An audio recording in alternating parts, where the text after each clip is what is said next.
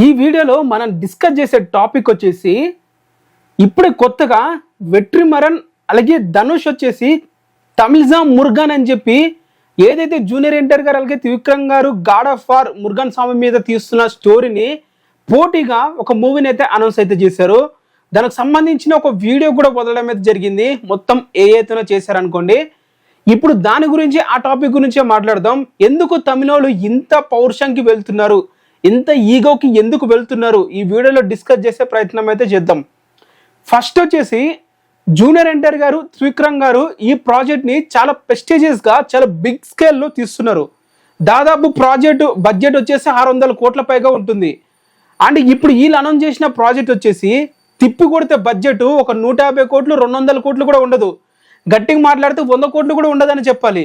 ఎందుకంటే వాళ్ళు మొత్తం మనకి ఎట్లయితే PS1 PS2 మూవీ తీస్తారు చూడండి, అదే విధంగా అదే స్లోప్లో తీస్తారు. వాళ్ళు పెద్ద గ్రాండియర్గా విజువల్స్తో పెద్దగా తీసే ప్రయత్నం అయితే చేయరు.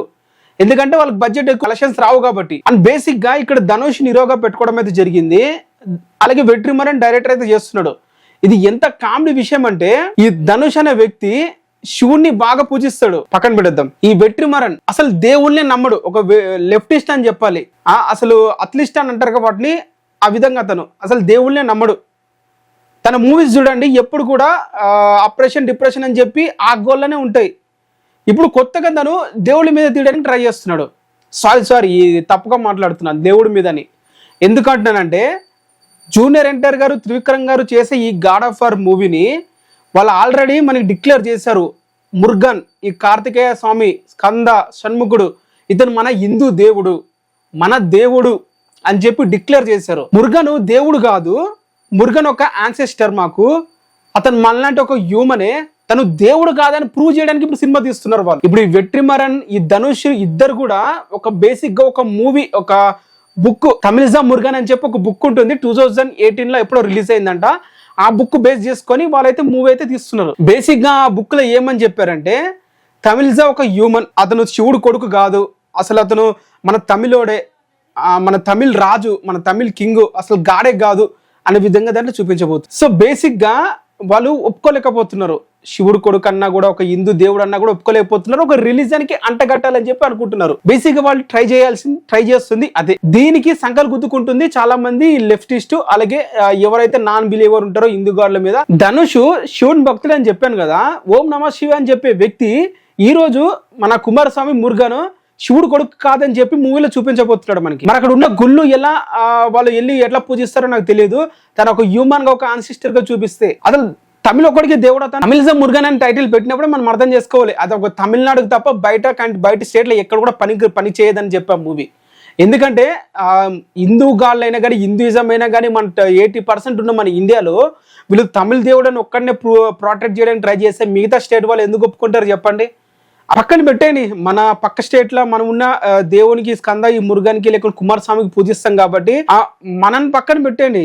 ఈవెన్ తమిళనాడులో కూడా కొంతమంది మురుగన్ స్వామి కూడా దీన్ని నమ్మరు, అసలు ఒప్పుకోలేరు కూడా. శివుని కొడుకు కాదని చెప్పి చూపించబోతున్నారు మూవీలో. తన ఒక హ్యూమన్ అని, ఒక కింగ్ అని చెప్పి చూపించబోతున్నారు. బేసిక్ గా ఇది వాళ్ళ స్టోరీ లైన్. సో ప్రత్యేకంగా ఇంకోటి కూడా జూనియర్ ఎన్టీఆర్ ఫ్యాన్స్ నేను చెప్పాల్సింది ఏంటంటే పెద్దగా పట్టించుకోకండి. ఎందుకంటున్నానంటే బేసిక్ గా జూనియర్ ఎన్టీఆర్ గారు త్రివిక్రమ్ గారు తీసే movie God of War Murugan స్వామి మీద తారకాసురుని ఎలా అంతం చేశాడనే కాన్సెప్ట్ మీద నడుస్తుంది స్టోరీ అంతా. ఆ బేసిక్ గా ఆ లైన్ మీదనే ఉంటది మూవీ. దాని తర్వాత దేవుళ్ళందరికి ఎట్లా రాజయ్యాడు ఆ విధంగా మనం చూపించబోతున్నారు ఒక గ్రాండియర్ గా. బట్ వీళ్ళేం చూపించబోతున్నారు అంటే తమిళనాడులో ఒక విలేజ్ చూపించి దాంట్లో ఒక కింగ్ గా తిని ఉన్నాడు, తిని మురుగన్ అని చెప్పి చూపించబోతున్నారు. మీకు బేసిక్ గా అర్థమై ఉంటుంది లైన్. ఇప్పుడు మన శివుడు, ఇప్పుడు శివాజీని పట్టుకొచ్చి ఇంకో 100 సంవత్సరాల తర్వాత అతనే శివుడు అని చెప్తే ఎలా ఉంటది మీకు? ఇప్పుడు ఇది కూడా అలానే ఉంది. బేసిక్ గా ఈ మురుగన్ అనే వ్యక్తి ఒక కుమారస్వామి భక్తుడో ఏంటో లాస్ట్ సిస్టర్ లో ఒక కింగ్ అనుకుంటా, తన పేరు పెట్టుకొని తను పూజించేవాడు. ఆ విధంగా తనని బేస్ చేసుకున్న స్టోరీ అని చెప్పి అనుకోండి మీరు అందరు కూడా.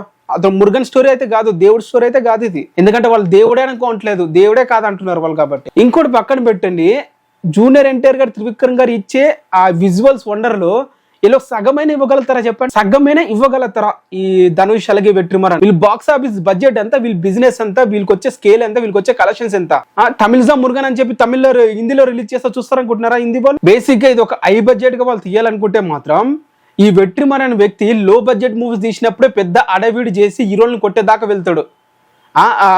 ఒక్కొక్క షాట్కి చాలా రోజులు టైం తీసుకొని మరి తీస్తాడు.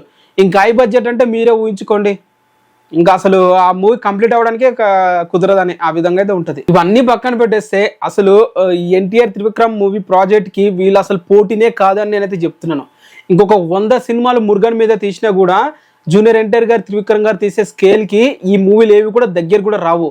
వాళ్ళ ఒక దేవుడిని మనం ఒక గ్రాండియర్గా చూపించాలనుకుంటున్నారు. ఒక స్కంద పురాణం వాటి బేస్ చేసుకుని వాళ్ళు మూవీ చేయాలనుకుంటున్నారు. వీళ్ళు తమిళనాడులోని ఒక తమిళోడు రాసిన ఒక పుస్తకం మీద అది కూడా దేవుడు కాదు ఒక హ్యూమన్ అని చూపించడానికి ట్రై చేస్తున్నారు.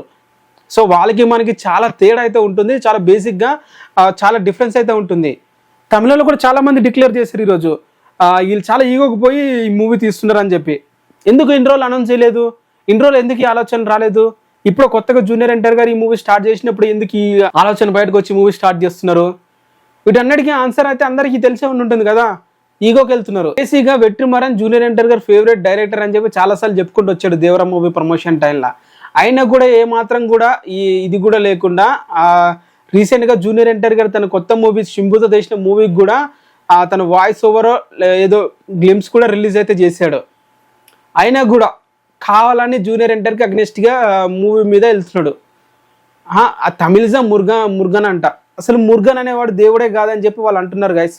మనం దేవుడు అని నమ్ముతున్నాము, కాకపోతే అతను మురుగనే కాదు, కుమారస్వామి, స్కంద అండ్ అలాగే మనం చాలా విధాలుగా పూజించే దేవుడుగా మనమైతే భావిస్తున్నాం.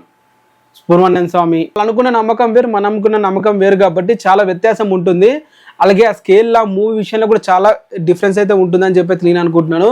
మరి మీరేమంటారు ఈ ప్రాజెక్ట్ గురించి? కింద కామెంట్ అయితే చేయండి. మరి ఎవరు పై చేలో ఉంటారు? ఫర్ ఎగ్జాంపుల్ కలెక్షన్స్ వైజ్ చూసుకుంటే జూనియర్ ఎన్టీఆర్ గారి త్రివిక్రమ్ మూవీకి దగ్గరలో కూడా ఉండరు. ఎందుకంటే వీళ్ళు ఓపెనింగ్ పెట్టే కలెక్షన్స్ వాళ్ళు క్లోజింగ్ కూడా రావు ఆ మూవీకి. ఎంత మా అంటే తమిళనాడులో ఎంత కలెక్ట్ చేస్తే ఒక 200 crores ఒక 250 crores కలెక్ట్ చేస్తుందా?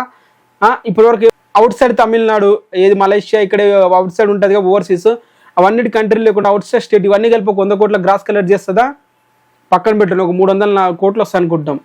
డే 1 250 crores కొడుతుంది ఎన్టీఆర్ త్రివిక్రమ్ మూవీ. ఆ స్కేల్ ప్రాజెక్ట్ అది 250 crores కొడుతుంది డే 1. బేసిక్ గా వాళ్ళ కలెక్షన్ చూసినా మన పోటే కాదు, ఇంకోటి గ్రాండర్ గా స్కేల్ లా ఉన్నట్లు చూపించే విధానంలో వాళ్ళు మనకి ఏమైనా పోటే కాదు. ఎందుకంటే మనం మురుగన్ స్వామిని ఒక దేవుడుగా చూపించాలనుకుంటున్నాము, కుమారస్వామిని వాళ్ళు ఒక హ్యూమన్ గా ఒక కింగ్ గా చూపించాలనుకుంటున్నారు. చాలా తేడా అయితే ఉంటుంది కాబట్టి ప్రెజెంటేషన్ లో కూడా మనకు వాళ్ళు పోటీ అయితే రారు. ఇంకేం మాట్లాడుకుంటాం? డైరెక్షన్ లెఫ్టిస్ట్ లేకుంటే అతిష్ట అని అంటారుగా, దేవుళ్ళని నమ్మని వ్యక్తి వెట్రిమారన్. తను తీసే మూవీస్ ఒక వర్గానికి బాగా ఇష్టమేలే కానీ ఇప్పుడు ఏమంటారు వాడిని? త్రివిక్రమ్ గారు ఏదైతే తనకి ఒక ఉన్న పట్టు దేవుళ్ళ పట్ట లేకుంటే ఒక పురాణాల పట్ల తనకి ఆ జ్ఞానం ఉందంటారా? బేసిక్గా ఉండదు. ఎందుకంటే వాళ్ళు బేసిక్గా ఒక బుక్ మీద తీస్తున్నారు కాబట్టి అంత జ్ఞానంతో వాళ్ళు తీస్తారని స్టోరీ విషయంలో కూడా రారు. బడ్జెట్ మూవీ విషయంలో కూడా దగ్గరకు వస్తారంటే అసలు రారని చెప్తా. మ్యాక్సిమం తిప్పి కొడితే మూవీకి ఒక 200 crores బడ్జెట్ పెడతారేమో, ఒక 250 crores పెడతారేమో. కానీ ఎట్లకించి వస్తాయి మనీ అంతా? ఇప్పుడు త్రివిక్రమ్ గారు జూనియర్ ఎన్టీఆర్ గారు ప్రాజెక్ట్ మినిమం 500 crores పైన 600 crores పైగా ఉంటుంది. ఇంకా ప్రాజెక్ట్ ఇంకా స్కేల్ పెరిగితే ఇంకా కలెక్షన్స్ ఎక్కువ కూడా ఉండొచ్చు. సో ఇది వాళ్ళు ఏ విషయంలో కూడా జూనియర్ ఎన్టీఆర్ గారు త్రివిక్రమ్ మూవీకి పోటీ అయితే రారని చెప్పి నా ఒపీనియన్. మరి మీరేమంటారు దీని మీద కింద కామెంట్ అయితే చేయండి.